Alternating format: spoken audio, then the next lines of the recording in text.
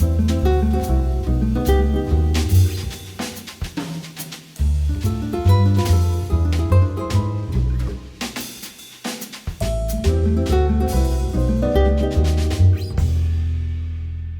there, this is Cindy Pope. I'm here at the Cool Tools Studio. I'm going to show you how to make a beautiful pendant using new templates that I've created just for Cool Tools. I'm going to use Brilliant Bronze, which is a beautiful color, and I hope you enjoy this project.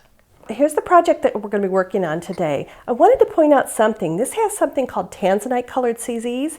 These cannot be fired in silver, but when you're firing completely in carbon, you can fire them in clay. So this Hadar's Brilliant Bronze is one of the clays that the tanzanites can go in, and it really is a beautiful, beautiful stone, and I'm thrilled to be able to use it. Okay, let's talk about the tools that we need for this project. We need distilled water and olive oil. We need a roller and some rolling frames. The tools that I'm going to use are these precision punches. I love these. I use these in many, many, many of my projects. They're worth getting the whole set, but you can get individual ones. You need a sanding stick. I use a brush to put oil on my templates and on the textures. For this one, we're going to need a pencil. We need the Princeton Precision brush, best brush in the world. And I use the smaller clay shaper. This is the chisel shaped one. I use these disposable applicators. I use the tweezers. These are the diamond tweezers. A scalpel, and I'm going to use the larger rolling frames today. We're going to be using Hadar's One Fire Flex clay. And then we're going to use something new at Cool Tools. This is a leaf paper punch and a mini leaf paper punch. You're going to need a tanzanite stone. This one is 12 millimeters.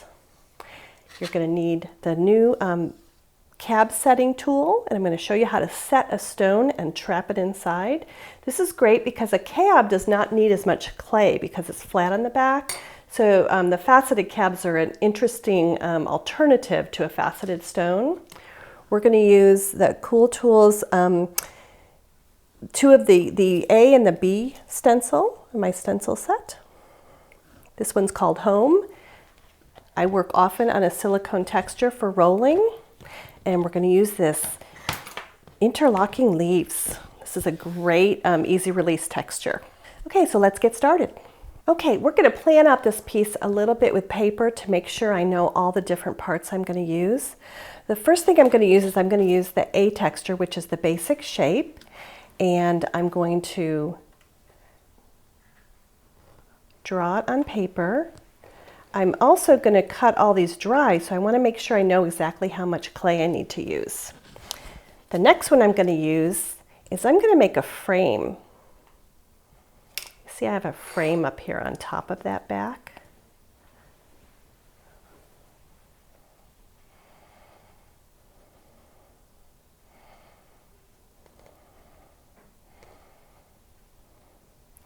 So this is the template that I actually made for doing faux two layer, but you can also make an open frame using it. Really helpful when you're doing a piece for enameling. Then you can enamel down in the chamber. I'm also going to add two little bezels, and for those I'm going to use the smallest circular opening, and I'm going to cut two of them, and you'll see the project coming together. I'm just going to give it a general idea. So I'm going to need about this much clay to cut the first two pieces. What I'm going to do is I'm going to roll a textured piece of clay, and let me show you what it's going to look like. I'm going to roll something big enough to cut the first two pieces out of. I'm going to start rolling out to 4, and then I'm going to roll down to 3 with the texture. First thing we're going to do is we're going to put some oil on everything because you don't want the clay to stick.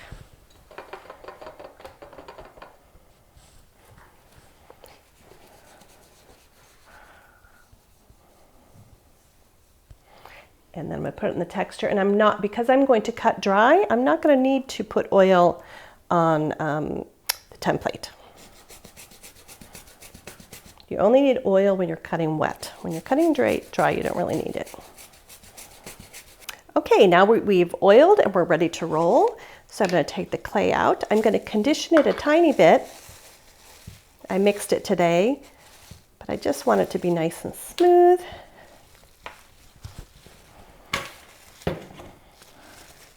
And I always feel like if you condition your clay before you roll it, everything goes better.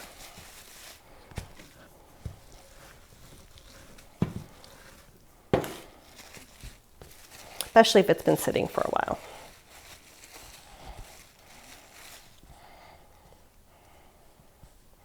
Okay, I'm going to fold this into a nice square. I'm going to compress it a little bit. And remember, I'm trying to get about that size.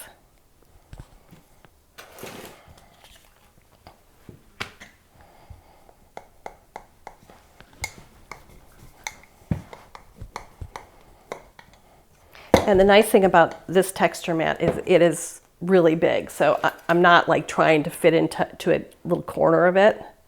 I've got plenty of room. And when you're cutting dry, it's really, really nice to have a lot to choose from, a lot of different parts. And again, once I have dry clay, I can always make paper punch pieces out of it. So I'm going to pull this up.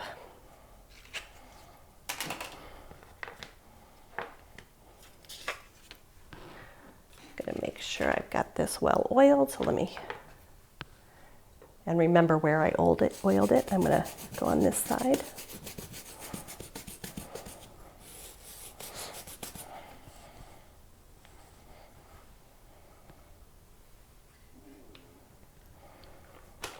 And now we're going to go down to a 3.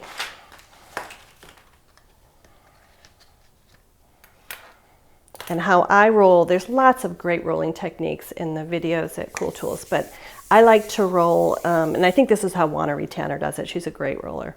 I'm going to roll from the middle down and from the middle out. If you roll more than once, you're likely to ghost, but I do kind of press to make sure I didn't miss one little bit. This nice big roller really gives you an even look.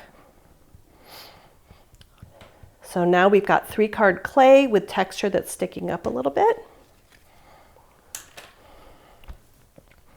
We're going to remove it onto a texture tile, and then we're going to dry it on the drying surface. The way you take it off is you're going to let it fall. And the texture did beautifully. We're going to heat dry this to get maximum flexibility and to get it done quickly. You can put it in the dehydrator at a high temperature. Just every so often look at it, and if it starts to curve a little bit, this doesn't shrink a lot when it's drying, but in the first, after about 5 minutes and at about 10 minutes, I go in. So let's go put it in the drying surface. Okay, now we have our rolled sheet, and I'm going to cut out all the pieces, and I'll show you how they are put together, and then we're going to go ahead and construct. So for this one, I'm actually going to have texture on the back and then texture on the frame, but I'm going to cut both from the smooth back side. So the first thing I'm going to do is I'm going to draw this frame.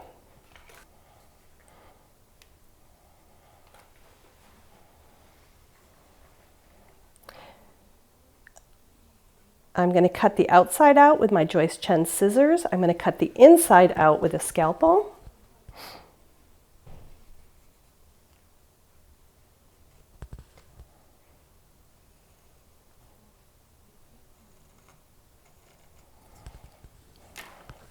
I'm going to join this part right here and right there. Then I'm going to cut the inside, or draw the inside part. Try to keep your pencil up and down. You'll get a better tracing. And then we're going to just have one of this outside. And I have plenty of clay.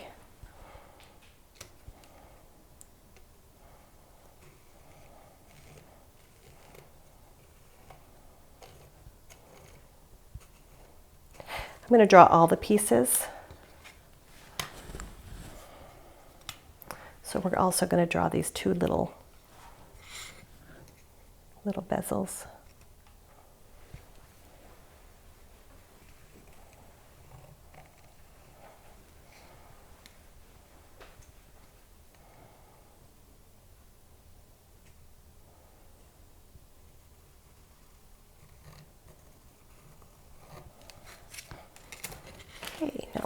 cut these out.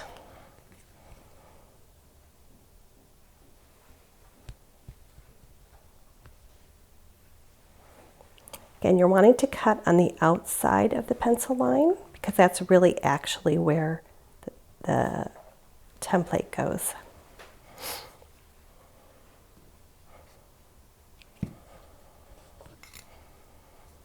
And I'm a righty and I like to cut it to make the cutting easier. Some of you are a little bit more ambidextrous, so I like to cut from the right. Okay, we've cut out all the pieces and I'm just going to show you how to cut out this center with the scalpel. In this case, we're going to want to go inside the pencil mark because it's really easy to get up to the precise point with the scalpel afterwards. But we don't want to mess up our frame. So it's almost like we're putting a pilot hole in.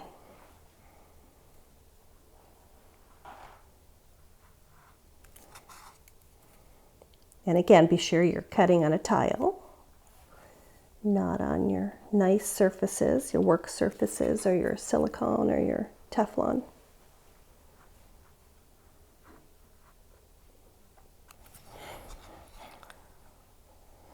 And because this is flexible, you can just push the piece right out. You can save this for another piece. You could certainly make something else with that or reconstitute it. And then I'm going to go in and I'm going to get right up to the line. It's very easy. The scalpel gives you a lot of control.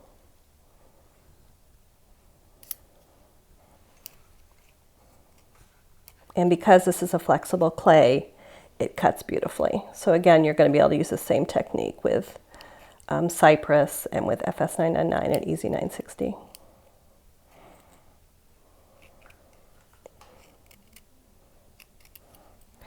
And once you've got that done, we are going to go ahead and take our sanding sponges and we're just going to clean up these edges. When you cut with the scissors, they're really in pretty good shape, but I like to do some rounding of the edges. And before I start constructing, I want to get all my little pieces together. It's like you're building a ship in a bottle, you know, or one of those cars that come in a kit. Get everything together and then the construction goes extremely quickly. I'm just going to go ahead and sand the rest of these. Okay, one thing you want to do when you're refining your pieces is you want to make sure the pieces are exactly the same size. It'll make the joining so much easier. So I'm just sanding the front and back so they're going to fit together perfectly.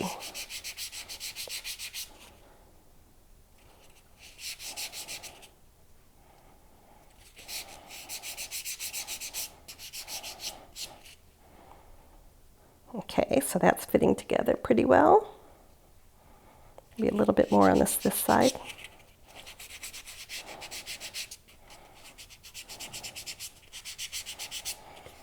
And then especially these are the top and bottom part of the bezel. You're going to see in a minute how that works, but these you really want them to be exactly the same size because one's going to fit right on top of the other. Okay.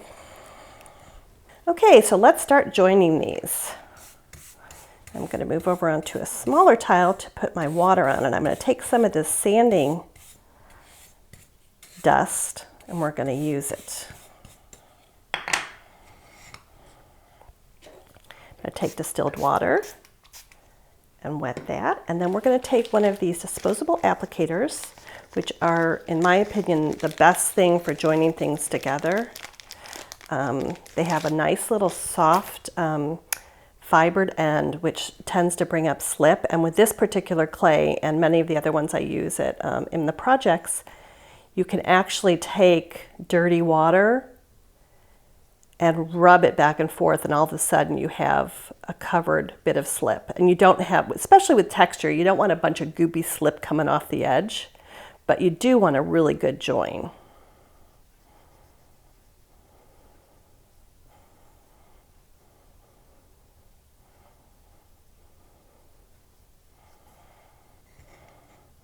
I'm going to do the same thing with the back.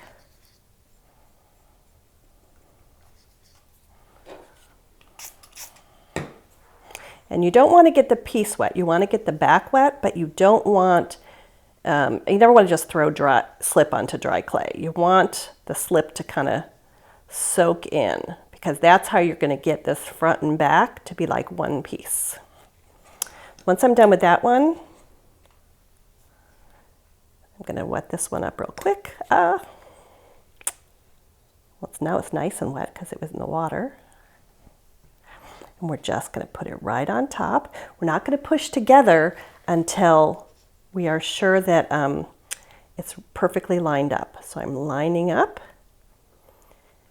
I like to line up from the back. It's a little easier. Once it's lined up, I'm going to press.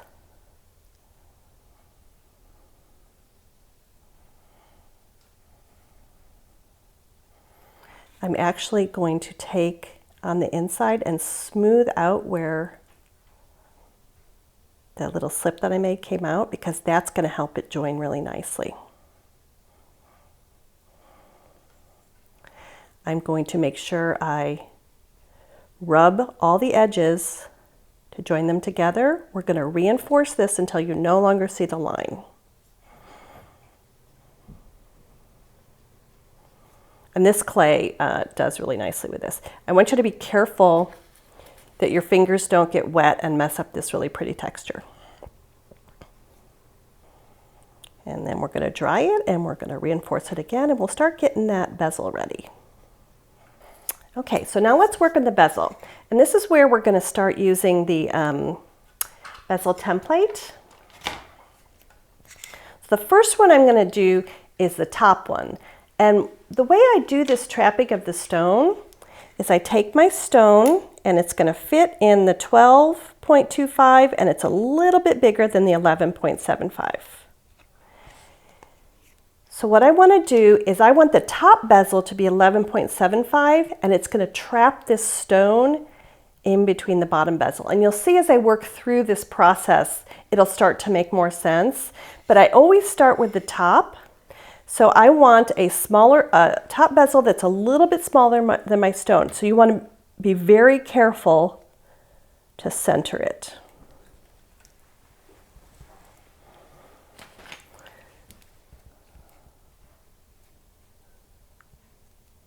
Because this is also going to be the pilot hole for the second bezel. So I'm going to draw the circle, and then instead of trying to cut this out, I'm going to take the 10mm precision punch, and I'm going to do a starter pilot hole. It's a lot easier than trying to use a scalpel to get this out.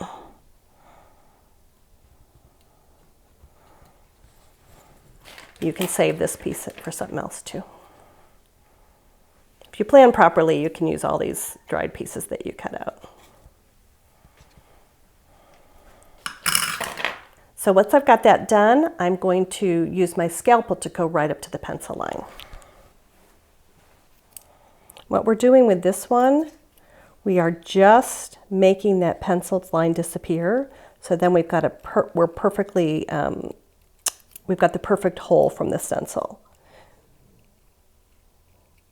So we're almost like you're erasing it.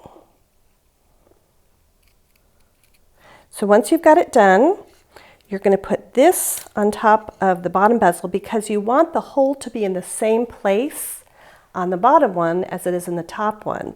The way to do that, because you want them to fit right over each other, the way to do that is to draw a little guide hole.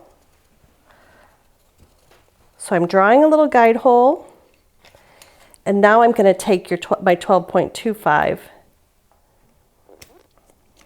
and center it right over that.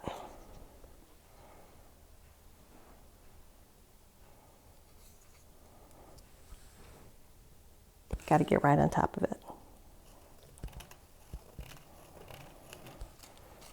And then I'm going to use that 10mm punch, and I'm going to do the same thing with this piece. We're going to cut right up to where I erase the line using the scalpel. Okay, so our front and back is together, and I'm just going to refine it, and you can see the lines are now gone. So I've refined it enough using this applicator tool, because you don't want to go on to the next stage until that's done. So next thing we're going to do is we're going to put this stone on. So we've got a bezel that is 12.25 inches, and I've got one that's 11.75. First thing I want to do is I want to make sure this is a seat that's going to sit right there, and the stone is going to go in it. I want to make sure the stone fits. Calibrated stones are calibrated, but sometimes, more often than not, they're a little larger. So, and it doesn't matter on this top one the bottom one if it's a little too large. So I'm just going to give myself a little bit more room. And there it fits in. So that holds it in place. What this one does is it traps it between the two layers, and you have a beautiful bezel setting. Now, if this clay does not shrink a whole lot, but if you put the top on and it doesn't fit all the way down, this one actually fits pretty darn good. I go in the back and I'll just bevel. Because this is a cabochon that curves, if you just bevel the inside a tiny bit with a scalpel, it's going to fit nicely. So I'm not touching that outside shape.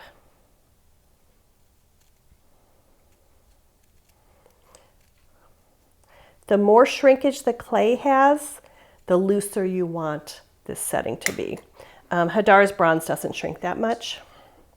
So I'm going to put it on and make sure it's going to trap nicely,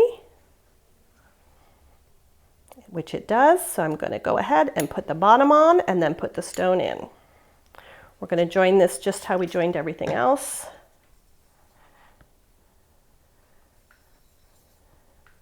With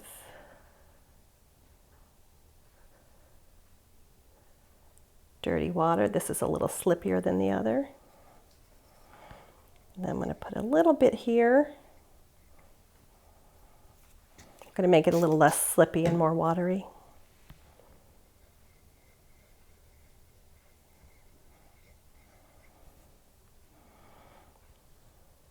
Got to make sure I got it right side up. And you don't push down until you've got it centered. So make sure you center it. And once you're centered, you're giving it some pressure.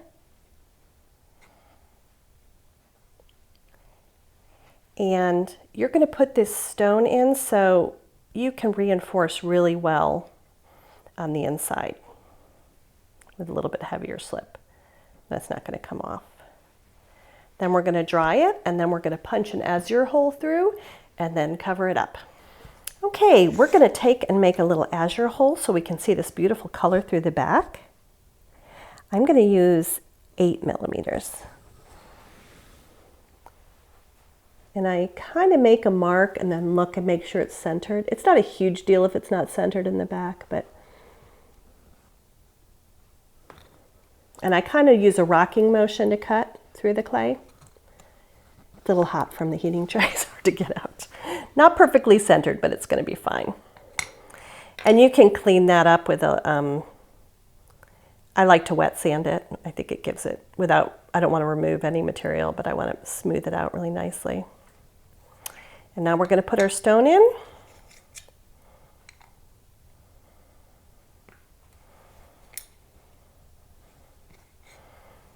You want to make sure it's sitting all the way down in the bezel. And now we're going to just add the top. I'm going to add it in the same way. And we are going to clean this stone afterwards, so don't worry about getting clay on the stone. Actually, bronze clay doesn't affect the stones as much as silver clay. Silver clay will attach, but Hadar says bronze clay doesn't attach quite as much.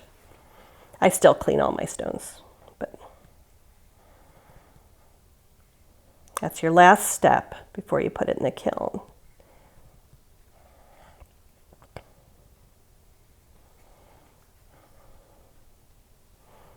Now I beveled one side. I want to make sure which side that was. That was this inside.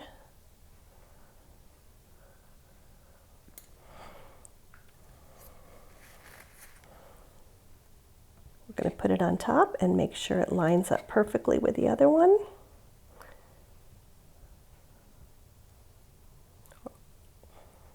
And then press it down all the way around,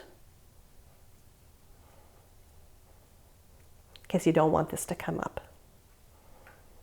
I've had students who didn't reinforce and these have come up. Doesn't happen very often, but.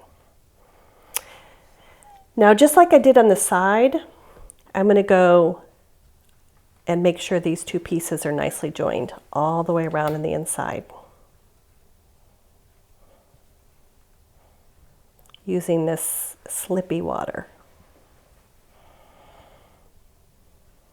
Every time I'm showing you reinforcing, you want to do it at least once or twice. So there we go. We're going to dry that, then we're going to embellish and put the bail on. I'm going to show you how to cut the bail, which is going to be a leaf punch, and the little embellishments.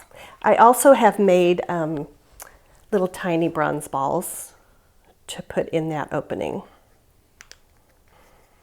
And this is a new type of punch that Punch Bunch has, and I really, really like it.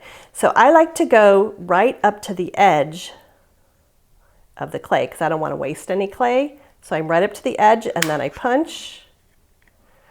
And that's going to be my bail. Then I'm going to use this little teeny tiny punch. I'm going to punch a bunch of leaves out of this.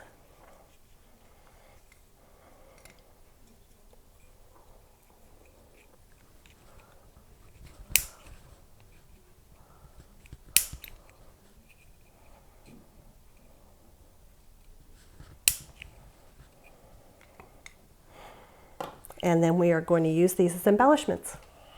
Okay, we're going to embellish this. With this one, I actually created larger balls and I set stones in them, using a similar method with making sure it's just a little bit smaller at the top. With this one, I'm just going to use leaves and balls, but I did want to show you that because I think that turned out nicely. A little too long for this class.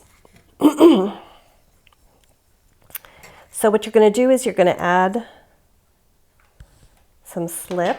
Let me use the Princeton brush for this one. Anytime you're getting into a really small place, that Princeton brush is great. Then I'm going to put the leaf in the water, just like I always do with the balls. And then we're just going to put it in the chamber.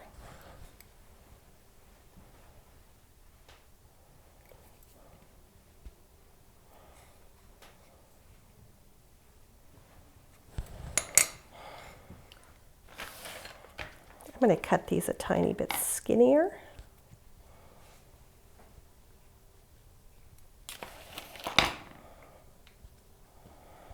We'll put one or two more in. And then we'll start adding balls on the other side. I like to do it in kind of an asymmetrical way. And there's a rule of odds, so I think with the leaves I'm going to put 3 in.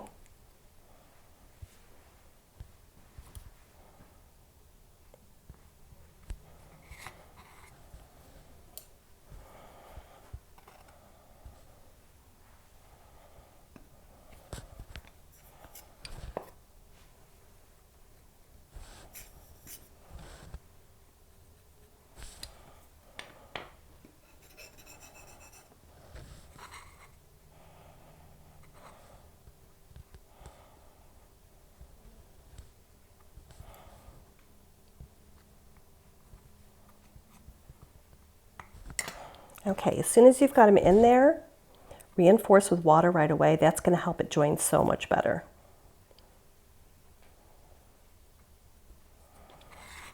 We're going to add a couple balls. And I like to use all different sizes. And these were used with the precision punches. I'm going to make a little video showing you how they're made. They're extremely easy to make. And then we're going to fill this up part way on the side, and then we're going to add the bail. Okay, I'm going to make a bail for this. And what I did is I used the leaf punch out for the bail. So I'm going to go ahead and take off this little bit at the top. You could leave it on, but it kind of just gets in the way. And then we're going to do a little sanding. I don't like the edges quite as sharp. I'm afraid they'll get caught on someone's clothes, so I just kind of take those down a little bit. And then I'm going to do what I do to make flexible clay more flexible. I'm going to sand it around on both sides. You could also do a textured leaf. I could have used the same texture. We're going to do that with the punched leaf earring that I'm going to do in another video project. And then what you want to do is you want to wiggle it a little bit. Now I'm not being too aggressive. It looks like I am, but these are little wiggles close together. And what this is doing is it's making that middle part where I'm going to bend it to put the chain through, it's making it more flexible. Probably won't crack, but I like to be careful. So on this one, again, I'm going to start with a bigger curve. And we're going to go back and forth, and we're just going to start to curve.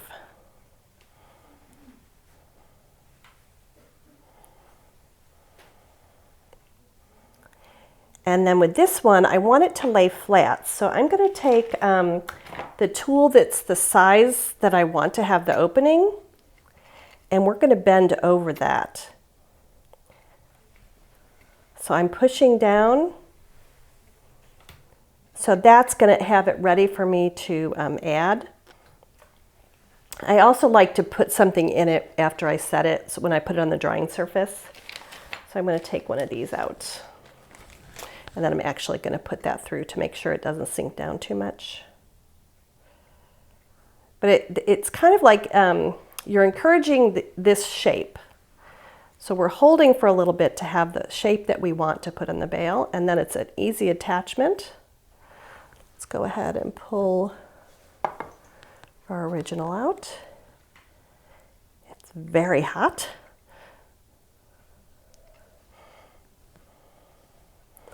And I'm going to think about where I want to put it.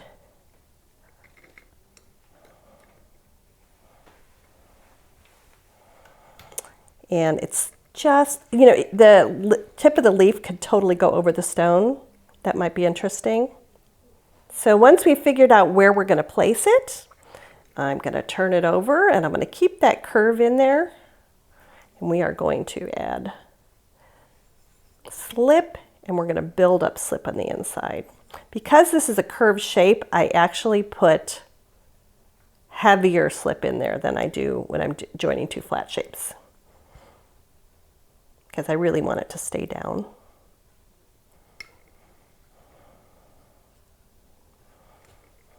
We're going to put a little bit up at the top. And if you need to, you can mark it. I remember where it ended up going, at the top and the bottom. And here we are going to actually put slip in there. Because it is a texture, it's always harder to attach to a textured surface. So when you see people using really thick slip, a lot of times they're attaching something textured to textured or textured to smooth.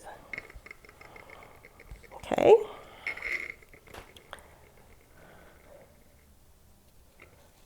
I'm going to place this on, and I'm going to actually pull this to make sure I'm centered properly.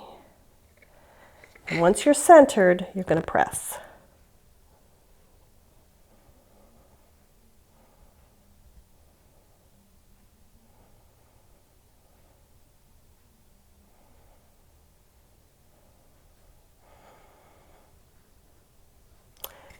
I'm going to put this in. You could also put this tool in. I'm afraid the wood would burn. The candle warmer is a little hot. Oops. I'm going to add a little bit more slip there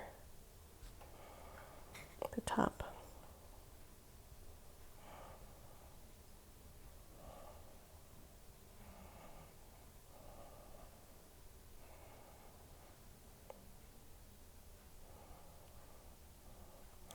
And we'll get it to the drying surface, and it's going to dry. And then I would add just some little balls as embellishments. Okay, so our bail is dry, and I want to show you, whenever you have a bail like this, the best place to get really good reinforcing is inside. So we're going to take and we're going to add slip in the inside where no one's going to see it. And that's going to keep this bail firing in the right place. So reinforce in the inside, reinforce a little bit in the outside, on the top and bottom, but you can certainly add balls. And what I usually do is I add a couple balls right on the edge down here, and then one right at the top. So let's go ahead and add the one at the top. And I like to do a bigger one.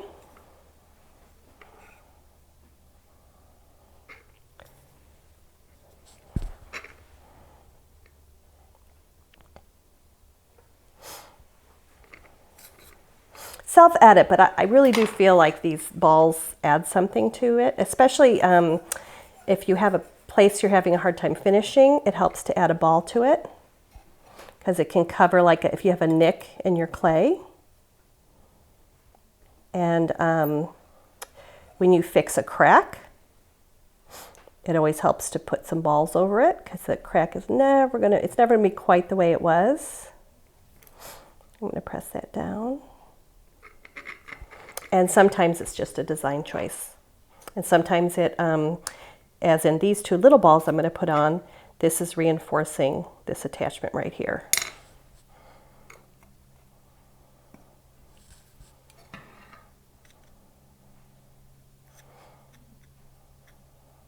And the components obviously can have multiple uses. That little 2 millimeters is hard to get. So when you put them next to this, you want to put one side touching the side of the bail and the other part on the base. And then it's going to help secure this bail in place.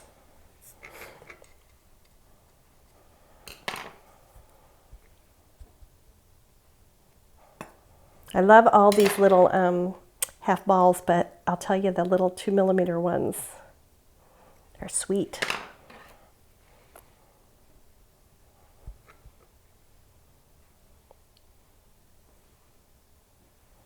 And you'll reinforce those again. And once we're done, you need to clean your stone. And these little applicator brushes are nice for first cleaning, but you want to use either denatured alcohol or isopropyl alcohol. And just make sure it's nice and clean in the front and in the back. But these little brushes will get some of the worst off. And then give your piece a good look and refine a little bit and fire it according to Hadar's firing instructions. So here's our finished product pieces with 2 different variations. Thank you for joining me in making this brilliant bronze pendant project. I hope you enjoy using the templates, and I know you'll enjoy using Hadar's bronze. I'm one of her accredited teachers and I really enjoy it, and the golden color is so much like gold. I've even had it mistaken for gold. So enjoy. Visit our Learning Center at cooltools.us for more cool jewelry making videos. Subscribe to our YouTube channel, like us on Facebook, follow us on Twitter, and be sure to sign up for our email list to be the first to hear about new videos, new products, and other cool stuff from Cool Tools.